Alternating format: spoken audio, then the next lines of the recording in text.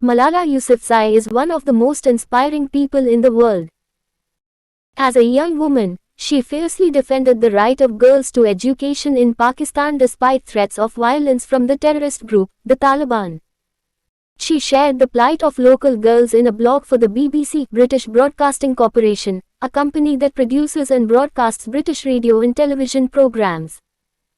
Even after being brutally disfigured, she courageously continued her efforts.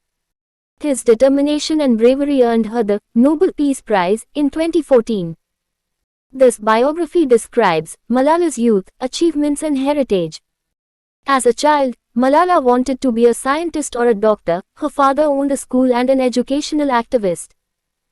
She was mainly educated by him and learned a lot about activism. She began to take inspiration from her father, Muhammad Ali Jinnah, and Prime Minister Benazir Bhutto. When she was only 11 years old, BBC Urdu wanted a new way to cover the Taliban influence in Swat.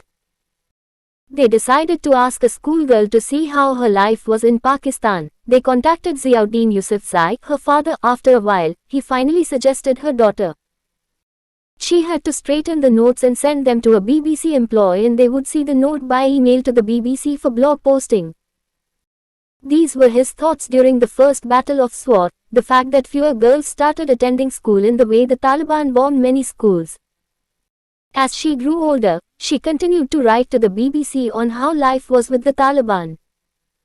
She continued to write about her life and other Pakistani lives, some of which is about how the Taliban bombed schools or how the boys' school reopened and the girls' school is remained closed. This made Malala furious because she was a curious girl and wanted to learn.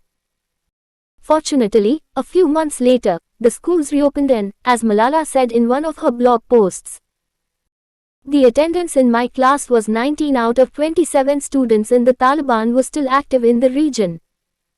Malala has already had a difficult life with the Taliban and schools were closing all the time. On October 9, 2012, her life changed even more. She was only 15 years old, coming home when a Taliban stopped the bus and said, "Which of you is Malala? Speak, if not, I will shoot you all." Horrified, Malala did not know what to do. She was then recognized and attacked. She crossed her neck and her shoulder with Kanat Riaz and Shazia Ramzan, who were also simply victims of the Taliban. Malala was just defending her rights and the rights of everyone else. Fortunately, she got her name back and she was known around the world. It helped publicize women's rights and changed the perspective of many people.